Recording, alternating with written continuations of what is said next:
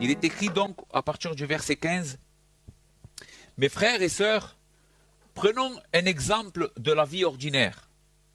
Lorsqu'un homme a rédigé son testament en bonne et due forme, personne ne peut l'annuler et y ajouter quoi que ce soit. Or, c'est à Abraham et à sa descendance que Dieu a fait ses promesses. Il n'est pas dit « et à ses descendances », comme s'il s'agissait de plusieurs lignées. À ta descendance ne désigne qu'une seule descendance, et c'est Christ. Eh bien, je dis ceci, une alliance a été conclue par Dieu en bonne et due forme, à la manière d'un testament. La loi est survenue 430 ans plus tard. Elle ne peut donc pas annuler cette alliance et réduire par là même la promesse à néant. En effet, si l'héritage du salut, donc si la vie éternelle, c'est ce que nous sommes en train d'essayer de comprendre jusqu'à maintenant, si l'héritage du salut dépendait de l'accomplissement de la loi, il ne reposerait plus sur la promesse. Or, c'est bien par une promesse que Dieu a accordé sa faveur à Abraham. Mais alors, pourquoi la loi? Elle a été ajoutée pour mettre en évidence la désobéissance des hommes à l'ordre divin. Et le régime qu'elle a instauré devait rester en vigueur jusqu'à la venue de la descendance d'Abraham que la promesse concernait. Cette loi a été promulguée par l'intermédiaire d'anges et par le moyen d'un médiateur, Moïse. Or, s'il y a un médiateur, c'est qu'il y a plus d'une partie en cause. Mais pour la promesse, Dieu seul est en cause. La loi irait-elle donc à l'encontre des promesses divines? Certainement pas. Ah, sans doute. Si nous avions reçu une loi qui puisse procurer la vie aux hommes, alors nous pourrions obtenir d'être déclarés justes par Dieu sur la base de cette loi. Mais voici le verdict de l'Écriture.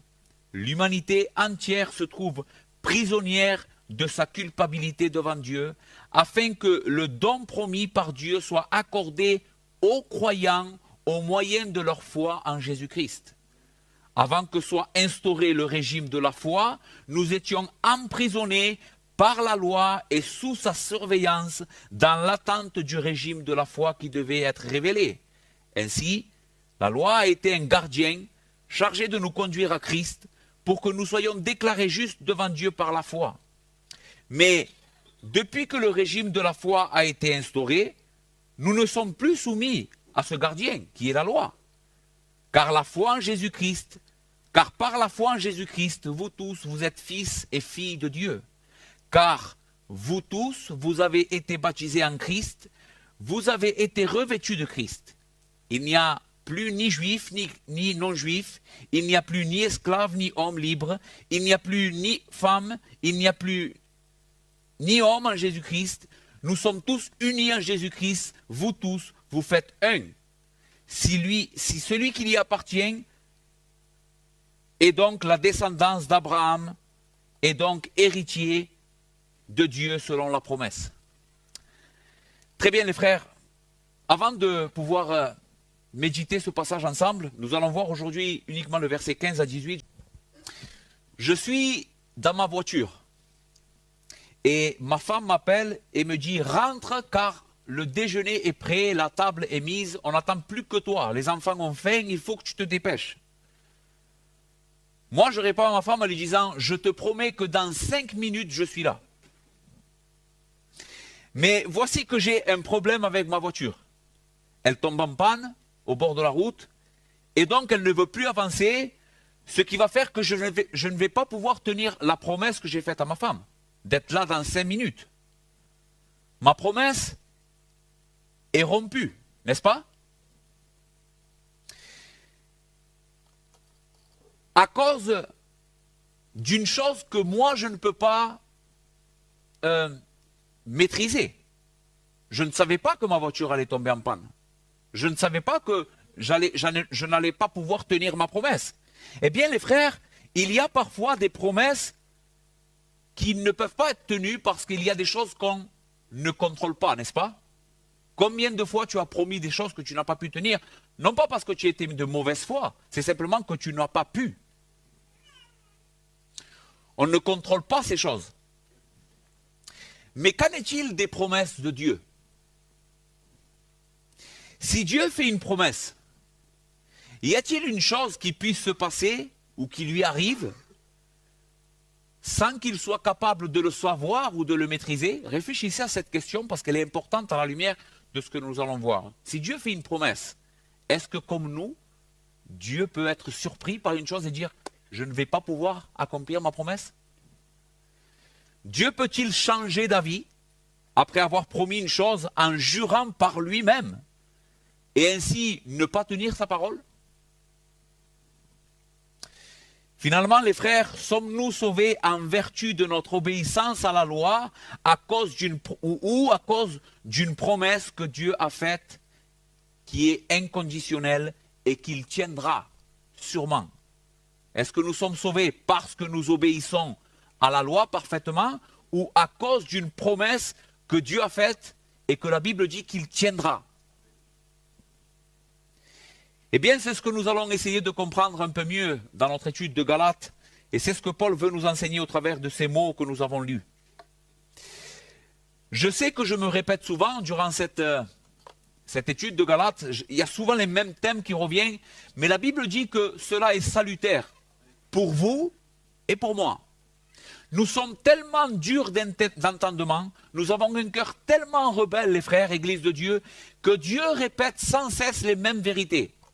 Charles Spurgeon disait cela, il disait aux croyants, il faut leur visser la vérité dans la tête, de peur qu'elle ne sorte. C'est ce que Dieu fait. En nous répétant chaque fois les mêmes vérités, il visse. Il va sceller cette vérité dans nos cœurs pour que nous ne l'oublions pas. Qu'est-ce qui se passait à ce moment-là où Paul écrit ces mots? Des faux enseignants, des faux pasteurs étaient en train d'enseigner un faux message dans l'église des Galates. Un message qui promettait un salut en raison de l'obéissance à la loi. Non pas en raison de la foi en Christ et de son salut qui a été pleinement accompli. Nous l'avons chanté tout à l'heure. J'ai été pardonné où? À la croix. C'est là-bas où j'ai été pardonné. Eh bien, ces hommes disaient non, nous n'avons pas été pardonnés à la croix. Nous sommes pardonnés et nous continuons d'être pardonnés et d'être en bonne relation avec Dieu parce qu'on observe la loi. Et non pas en fondant uniquement notre foi sur la promesse et l'accomplissement en Christ. Ceci peut sembler technique, n'est-ce pas? Ou compliqué. Mais frères et sœurs et amis ici présents, le salut éternel de ton âme, écoute bien, le salut éternel de ton âme dépend de comment tu vas comprendre et appliquer cette vérité. Dieu ne nous parle pas simplement pour nous dire des belles paroles et que ce soit... non. Tout ce qui est écrit, va dire l'apôtre Paul à Timothée, est utile. Utile. Cela veut dire que ça a une utilité pour le salut de ton âme. Réfléchis à cela. Est-ce que ton obéissance personnelle est le fondement de ta sécurité et la joie en ce qui concerne ta relation avec Dieu, la sécurité de ton salut? Réfléchis. Est-ce qu'elle repose sur ta fidélité? Quand tu vois ta vie, que tu es fidèle, que ça va bien avec Dieu, tu te sens bien, tu te sens joyeux, tu te sens proche de Dieu, et toute ton espérance donc est fondée, basée sur tes performances. Ou, comme je l'espère pouvoir vous le démontrer aujourd'hui, notre confiance ou ta confiance, notre joie, notre espérance repose uniquement sur la promesse de Dieu accomplie en Jésus-Christ. Pas qu'il reste à accomplir, pas qu'elle doit s'accomplir, elle est déjà accomplie. Frères et sœurs, c'est lui, c'est Christ notre espoir, et non pas nos performances. Dieu ne nous traite pas, Dieu ne nous traite jamais selon nos œuvres, mais il nous traite selon sa promesse, selon sa grâce, selon sa miséricorde, selon son amour pour nous, qui a été manifesté et rendu public en Jésus-Christ. Ceci est important car Dieu nous rappelle que si notre foi est en Christ, écoute bien, si ce soir ou aujourd'hui, pardon, tu es en Christ, tu sais que tu es en Christ, tu peux être sûr de ton héritage. Tu peux être sûr que tu es un héritier, un enfant de Dieu et que tu iras au ciel. Donc aujourd'hui, comme je vous l'ai dit, nous allons voir uniquement les versets 15 à 18. Et ce que Paul veut nous faire comprendre, c'est que la loi, dans ces versets, la loi ne peut pas invalider la promesse. Qu'est-ce que ça veut dire la parole invalider? C'est rendre nul. C'est défaire la promesse. Faire que la promesse ne s'accomplisse pas. La loi ne peut pas faire ça. Et on va le voir ensemble, quelles sont les répercussions et quelle est cette vérité pour nos âmes. En d'autres mots, notre obéissance ou notre désobéissance à la loi de Dieu n'est pas le facteur qui détermine ton salut. Alors je sais que cette phrase, pour certains, peut être semblée folle. Même pour d'autres qui sont chrétiens, vont pouvoir dire cette phrase est blasphématoire. Comment est-ce que tu peux dire que mon salut ne dépend pas de mon obéissance? Eh bien, c'est ce que la Bible enseigne. Ton salut, la vie éternelle, la gloire éternelle, la félicité, être proche de Dieu, être enfant de Dieu, être héritier de la promesse, tout cela, écoute bien, ne dépend nullement, à aucun moment, de ton obéissance ou de ton désobéissance à la loi.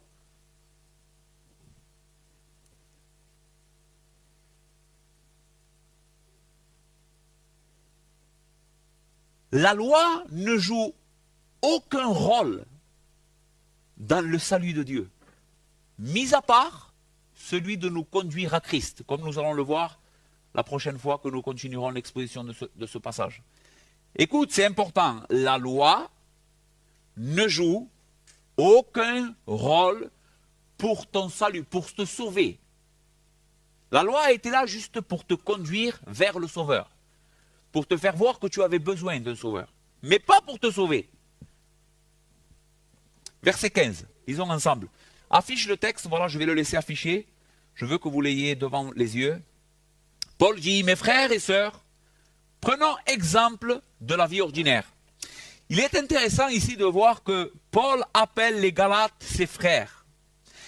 Vous vous souvenez qu'à un moment donné, il va les appeler des personnes dépourvues d'essence. Ô Galates, dépourvues de sens, qui vous a fasciné? Nous avons vu que cette parole dépourvue d'essence, dans le sens littéral, voulait dire idiot, sans intelligence. Comment est-ce possible que vous vous laissiez entraîner si facilement par les faux docteurs? Mais il y a quelque chose ici de vraiment beau. L'Esprit nous montre ici quelque chose, une vérité très importante. Mes amis, il ne faut jamais oublier que même si parfois certains de nos frères se comportent d'une manière ignorante et folle en ce qui concerne l'Évangile, ils ne sont pas cependant nos ennemis. Les mêmes personnes que l'apôtre Paul, quelques chapitres avant, va les appeler ignorants, maintenant les appelle mes frères et sœurs. Parce que c'est ce qu'ils sont. Malgré leur ignorance, c'est des frères. Ils ne sont pas nos ennemis, ils sont nos frères, à qui nous devons enseigner avec patience, bonté, la vérité de Dieu, en espérant que Dieu leur donne la repentance, leur donne la lumière, pour mieux comprendre ce que toi tu as saisi. La Bible dit, qu'as-tu que tu n'aies reçu? Et si tu l'as reçu, pourquoi te glorifies-tu comme si tu ne l'aurais pas reçu? Mes frères, il n'y a pas de quoi se glorifier. Tu n'as rien de quoi te glorifier. Devant Dieu, nous sommes tous égaux. Et si nous avons mieux saisi certaines vérités de l'Évangile que d'autres, ce n'est pas à cause de notre grande capacité, de ta grande intelligence, de ta grande dévotion à Dieu. Non. C'est une grâce extraordinaire que le Seigneur Tout-Puissant à déverser sur ta vie, alors que tu ne méritais absolument rien. Peut-être moins que ceux à qui tu es en train d'essayer de la renseigner qui ne comprennent pas. Tu le méritais encore moins, toi. Donc, ayons cette bonne attitude d'âme, cette humilité qui nous pousse à regarder les autres comme étant supérieurs à nous-mêmes. C'est ce que Paul fait ici. Tout en étant le grand apôtre Paul qui est en train d'enseigner des vérités extraordinaires. Et des fois, je priais le Seigneur ce matin par rapport à ce que nous allons voir, particulièrement, des fois des choses très compliquées, difficiles à comprendre. Mais le grand apôtre Paul ne se met pas au-dessus des petits chrétiens des Galates. Il dit, vous êtes mes frères. Vous êtes égaux avec moi. Et c'est ce que nous devons être tous. Amen. Verset 15. Mes frères et sœurs, prenons un exemple de la vie ordinaire. Cette phrase du verset 15 nous aide à comprendre que Paul est toujours en train d'enseigner la même chose. Il n'a pas changé de thème.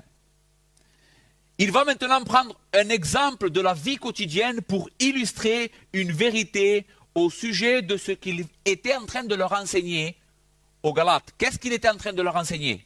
Que le salut, souvenez-vous, quand on a médité la vie d'Abraham, comment Abraham a été justifié, son exemple de foi, que le salut ne vient pas par l'observation de la loi, mais plutôt par grâce, en croyant dans les promesses de Dieu. Comme le fut Abraham. Comment a été sauvé Abraham? Parce qu'il a obéi? Non. Nous avons vu que la Bible a dit, Abraham crut à Dieu et cela lui fut imputé à justice. Abraham qui fut sauvé, béni, non en vertu de son obéissance, mais selon les promesses qu'il reçut, par grâce, gratuitement, sans les mériter. Abraham, sors de ta terre, de la terre de tes parents. Je vais te bénir. Je vais te donner une terre promise. Abraham n'avait pas de descendance et Dieu vient, le visite et lui dit, Abraham, je vais faire de toi que ta descendance soit innombrable. De sorte que si on peut compter le sable de la mer et les étoiles du ciel, ta descendance serait comptée. Pourquoi Abraham a reçu ces promesses? Est-ce qu'il le méritait? Est-ce qu'il cherchait? Non. Il les reçut tout simplement comme une grâce de Dieu. Et Abraham crut ces promesses. Et la Bible dit qu'il fut déclaré juste. Donc c'est ce que Paul est en train d'enseigner toujours. C'est toujours le même exemple. Donc l'exemple a pour but de nous démontrer la fidélité de Dieu aux promesses et leur accomplissement. Les faux docteurs prétendaient que la loi et son observation étaient indispensables pour que Dieu puisse accomplir sa promesse envers son peuple. S'il n'y a pas d'observation de la loi, Dieu ne peut pas accomplir sa promesse. Et ceci est faux. Ce qu'il faisait, c'est qu'il conditionnait, écoute bien, les promesses de Dieu à l'observation de la loi. Mais le salut est inconditionnel. Dieu ne cherche pas une condition dans le pécheur pour le sauver. Dieu fait ça en vertu de sa promesse, selon sa miséricorde. Et pas parce qu'il y a une condition remplie dans la personne qui reçoit le salut. Paul s'oppose à cette vision de l'évangile et nous enseigne dans ces versets tout le contraire d'un salut conditionnel,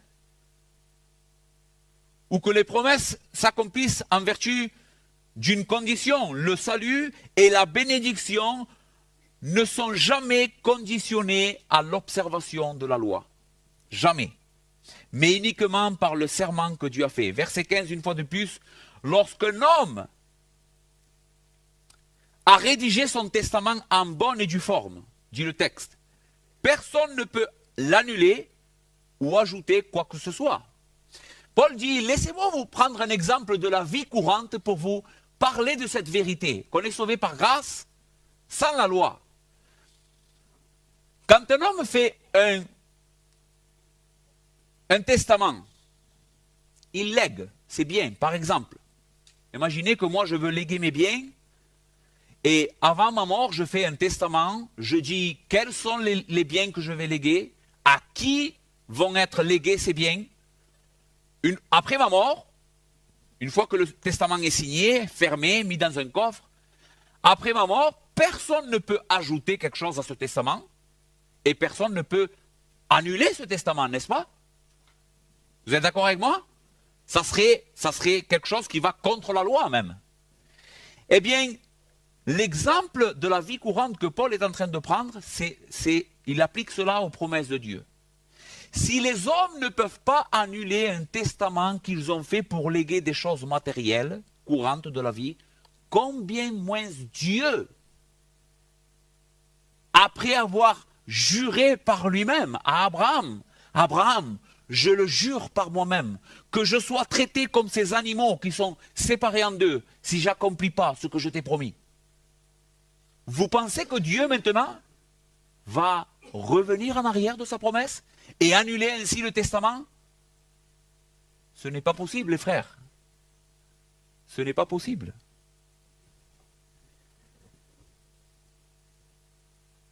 Les frères, si un testament humain donc ne peut être annulé ni changé après que celui-ci soit signé, combien plus le testament que Dieu a confirmé à Abraham. Et celle-ci doit être la réalité, une vérité, un fondement qui nous réconforte, nous. Ceci doit amener de la paix à ta vie. Tu me diras, mais pourquoi à ta vie? Ben, souviens-toi ce qu'on a commencé à voir dans cet épître. Qui sont les descendants d'Abraham, les héritiers d'Abraham? Qui sont-ils? Tous ceux qui y croient. Tous les croyants en Jésus-Christ. On part aux promesses d'Abraham. C'est eux les héritiers. C'est ce que nous allons continuer à voir. Donc tu imagines, si la Bible est en train de dire que cet héritage que Dieu a promis à Abraham, et toi tu es en Christ, et pour toi, cet héritage est sûr. Plus sûr encore que si on mettrait une montagne d'or dans un coffre gardé par toutes les armées du monde. Ceci est encore plus sûr. Il y a plus de risques que tu perdes un tel héritage que Dieu n'accomplisse pas sa promesse envers son peuple.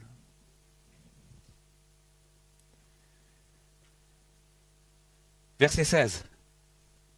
Maintenant, Paul explique comment cette illustration qu'il a donnée s'applique à la promesse de Dieu. Or, c'est à Abraham et à sa descendance que Dieu a fait ses promesses. Il n'est pas dit « et à ses descendances » au pluriel, comme s'il s'agissait de plusieurs lignées. À ta descendance ne désigne qu'une seule descendance, c'est-à-dire Christ. Je disais à des frères qu'avant l'étude de ce passage, chaque fois que je lisais l'Épître aux Galates, c'est pas que j'avais du mal avec ce verset 16, mais je le comprenais mal. Très mal même.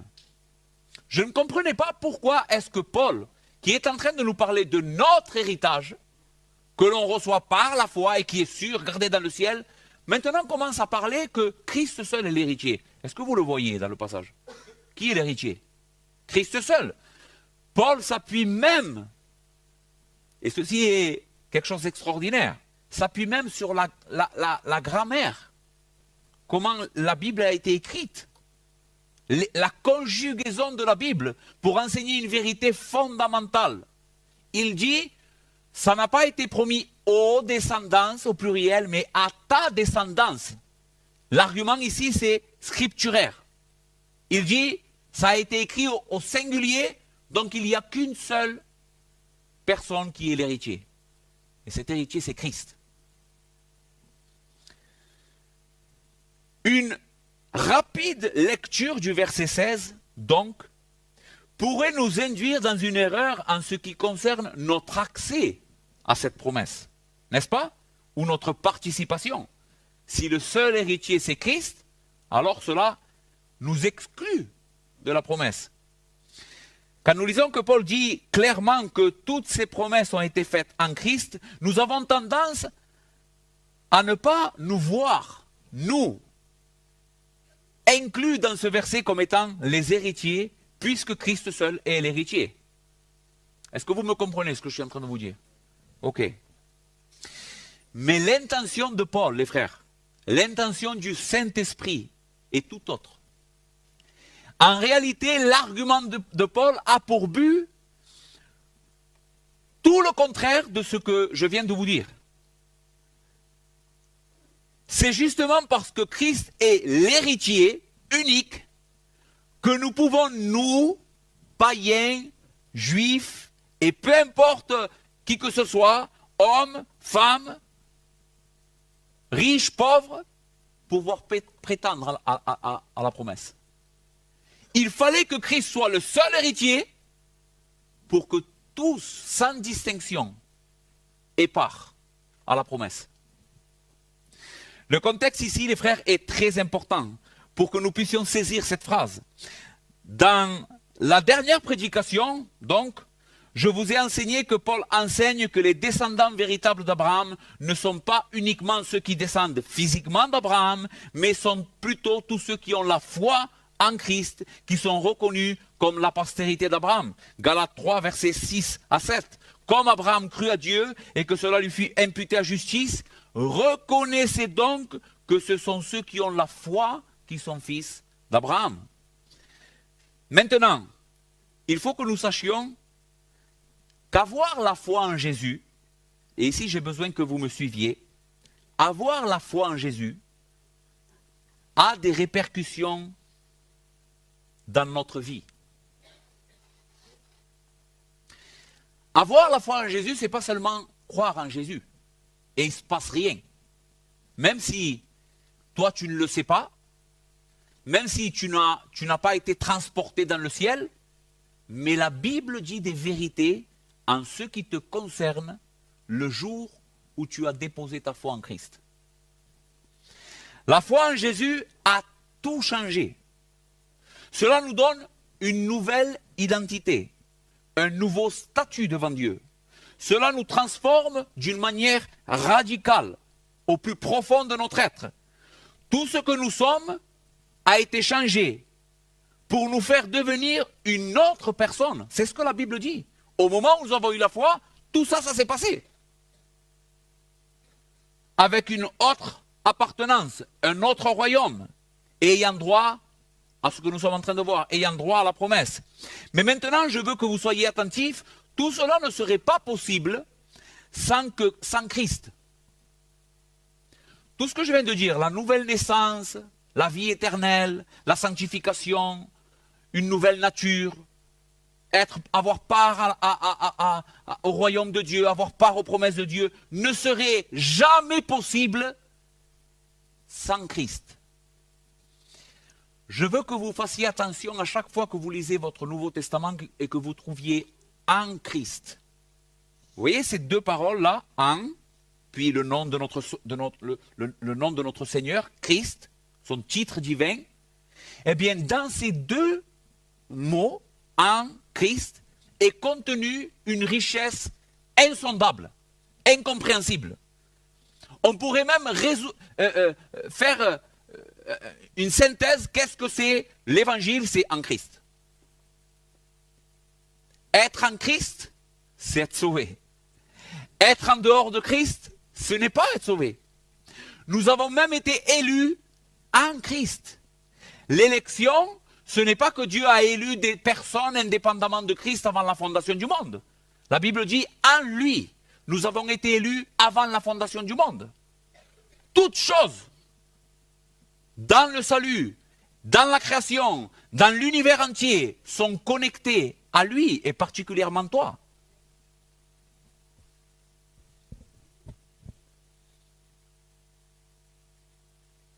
C'est parce que Christ est ce qu'il est que par la foi nous sommes unis à lui d'une manière si extraordinaire que tout ce qui lui appartient, écoute bien, à Christ, nous appartient aussi.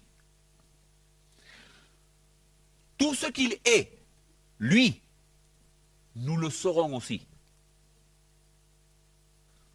Tout ce à quoi Christ a droit, nous avons droit aussi.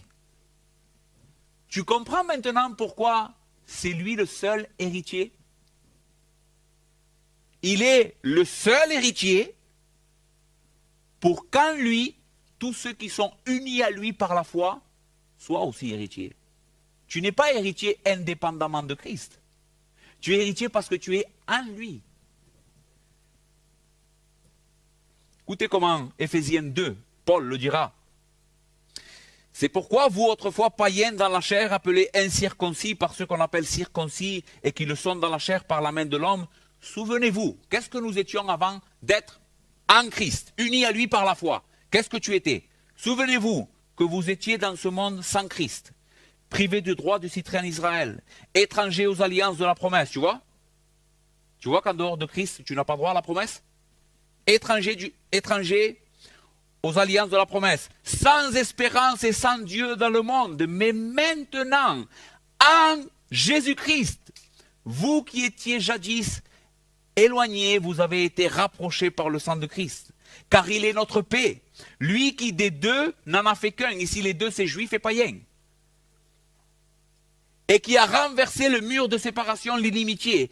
Ayant anéanti par sa chair la loi des ordonnances par des prescriptions, il a voulu créer en lui-même, avec les deux, un seul homme, en établissant la paix et les réconciliant avec Dieu l'un et l'autre, en un seul corps, par la croix, en détruisant par elle l'inimitié. Il est venu annoncer la paix à vous qui étiez loin et la paix à vous qui étiez près, écoutez bien, car par lui, les uns et les autres, nous avons accès auprès du Père par un même esprit. Comment nous avons accès auprès du Père? Comment est-ce que nous avons part à Dieu? Par lui. Les uns et les autres. Donc, ce que fait le verset 16 de notre passage, où il dit que Jésus est l'unique héritier, loin de nous pénaliser en limitant l'accès aux promesses, est en réalité la plus grande bénédiction et le fondement le plus sûr de toute personne, peu importe sa nationalité, peu importe son âge, peu importe sa statut social. Celui-ci est le fondement de la joie que le christianisme te rappelle aujourd'hui. Si Christ est l'héritier, tu viens à lui. Peu importe qui tu es. Et tu reçois l'héritage. Et tu es traité comme un enfant béni de Dieu. Galates 3, 26. Car vous êtes tous fils de Dieu par la foi en Jésus-Christ. Vous tous. Écoutez, on va le voir plus loin ce texte. Qui avez été baptisés en Christ. Vous avez revêtu Christ. C'est comme le jour où tu as déposé ta foi en Jésus, tu te serais habillé de Jésus. Pareil, c'est ce que Paul dit ici. Il n'y a plus ni juif, ni grec, il n'y a plus ni esclave, ni libre, il n'y a plus ni homme, ni femme, car tous vous êtes un en Jésus-Christ, et si vous êtes à Christ, vous êtes donc la descendance d'Abraham, héritier, selon la promesse. Ce verset donc enseigne très clairement qu'il n'y a pas deux postérités, qu'il n'y a pas deux moyens d'obtenir la promesse. Il n'y en a qu'une, et c'est Christ. C'est notre Seigneur et la foi en lui. C'est l'évangile.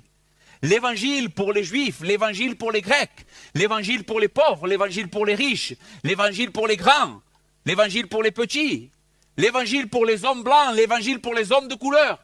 Un seul évangile, un seul salut, une seule promesse, accessible uniquement par Christ et en lui.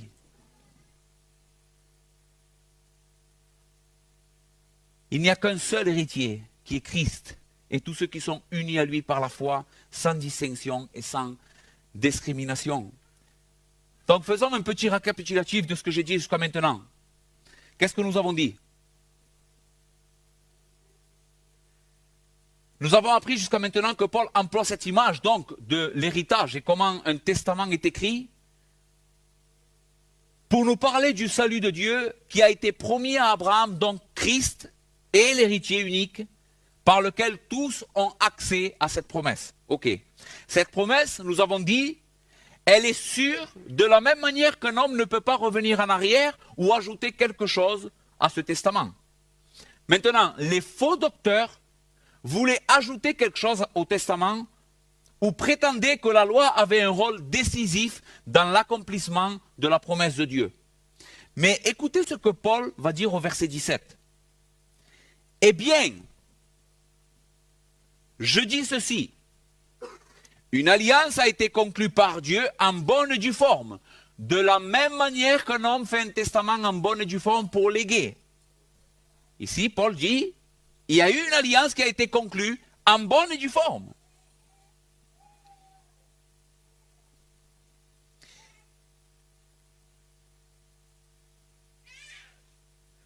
À la manière d'un testament, la loi, survenue 430 ans plus tard, elle ne peut donc pas annuler cette alliance et réduire par là même la promesse à néant. Écoutez, en effet, si l'héritage du salut dépend de l'accomplissement de la loi, il ne repose plus sur la promesse. Or, c'est bien par une promesse que Dieu a accordé sa faveur à Abraham. J'ai fini les frères, permettez-moi 5 petites minutes et nous avons conclu parce que l'argument final est très important. Paul est en train de nous dire donc, c'est sûr, la promesse, elle a été, le pacte, l'alliance, elle a été faite avec Christ. Tous ceux qui sont en Christ reçoivent la promesse.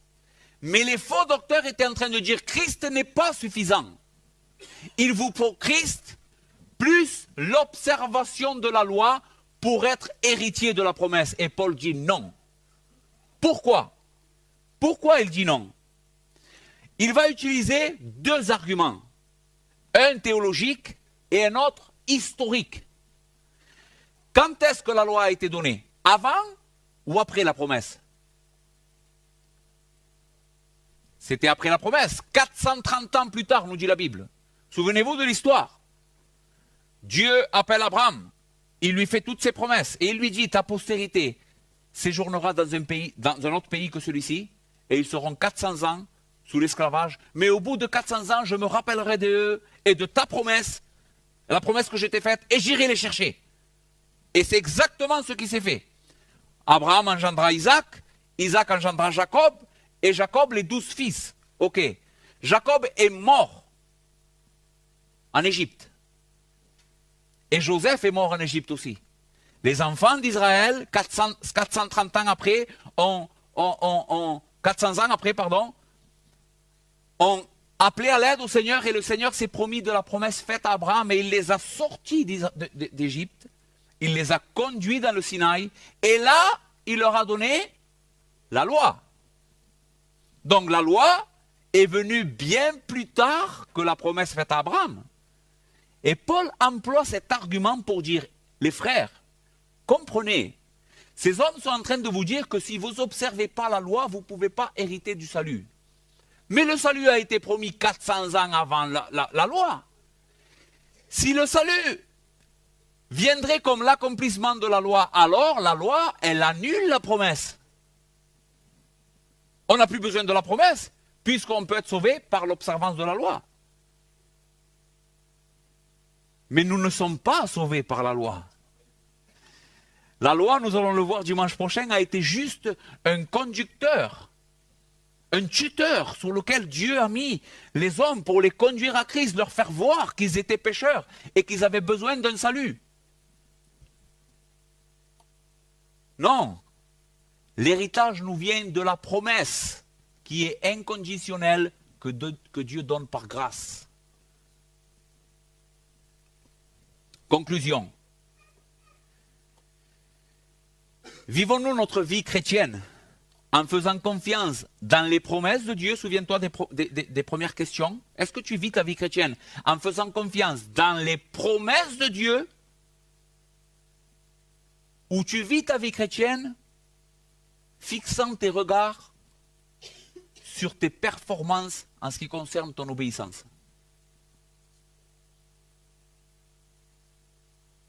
Est-ce que toi, quotidiennement, tes yeux sont fixés quotidiennement au ciel et tu dis, Seigneur, tu es fidèle, tu as promis, alors tu me sauveras. En plus de cela, tu as parfaitement accompli ta promesse parce que quand les temps ont été accomplis, Dieu a envoyé son Fils, né d'une femme, né sous la loi, afin qu'il rachète tous ceux qui étaient sous la loi. Dieu a accompli parfaitement sa promesse. Il y a un peu plus de 2000 ans, son Fils est venu. Comment tu vis, toi? En te rappelant de la fidélité de Dieu et de l'Évangile? Ou en fixant constamment tes regards sur toi? Aujourd'hui, j'ai obéi. Aujourd'hui, j'ai désobéi.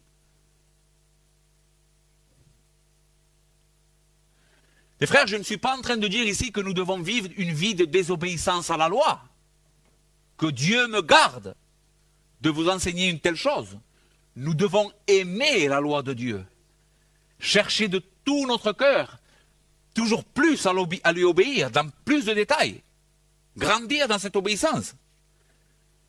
Mais le socle de notre salut, l'espérance de notre âme, ne repose pas sur la loi et son observation. Elle repose sur la promesse de Dieu. Notre espoir, c'est Christ. C'est ce qu'il a fait à la croix pour nous. C'est l'accomplissement de la promesse de Dieu, la bénédiction de Dieu qui a été donnée en Christ pour tous ceux qui sont unis à lui par la foi. Arrête de vouloir te gagner les faveurs de Dieu. Arrête. Et commence à croire que Dieu t'a déjà donné toutes ces faveurs en Christ. Il y a une terre bénie, une terre où Dieu déverse sa bénédiction jour après jour, constamment, sans qu'il y ait une nombre de variations dans la faveur de Dieu. Dieu a toujours un grand sourire sur la personne de son Fils. Un grand sourire. Jamais Christ déplaît au Père. Jamais. Jésus dira, le Père m'aime parce que je fais toujours sa volonté. Écoutez-le, celui-ci est mon Fils en qui j'ai mis toute mon affection. Mon plaisir est en lui. Jamais je ne trouve en lui une ombre de dégoût. Tout ce que fait cet homme est parfait. Je l'aime de tout mon cœur. Eh bien, c'est de cette manière que Dieu aime tous ceux qui sont en Christ. C'est dur à croire, je le sais, je l'expérimente moi aussi. Chaque jour, je me lève et dès que je mets le pied par terre de mon lit, j'ai une lutte pour croire cette vérité, que Dieu m'aime en Christ de la même manière qu'il aime son Fils. Mais ça, c'est la foi, les frères. Ça, c'est la foi. La foi croit tout ce que Christ est pour nous. Tout ce qu'il est pour toi. Vas-tu croire aujourd'hui en Jésus? Pour toi qui n'es pas en Jésus encore. Viens à Christ, s'il te plaît. Arrête. Arrête de te débattre, toi seul. Dieu ne te demande pas d'être une bonne personne, il te demande de croire en son Fils. Il le fera de toi une bonne personne. C'est lui qui va s'en occuper. Ce que tu dois faire aujourd'hui, c'est te repentir de ton péché et dire « Je ne peux pas hériter par moi-même. Il n'y a qu'un seul héritier. À moins que je n'aille à lui, je serai jeté dehors. » Mais la Bible dit, Jésus lui-même dira « Tous ceux qui viennent à moi, je ne les mettrai pas dehors. Je ne mettrai pas dehors celui qui vient à moi. Viens à Jésus, tu auras la vie éternelle. Je t'en supplie au nom de Dieu, par les compassions de Dieu, viens à Christ aujourd'hui. Comme ton salut, comme ton seul espoir.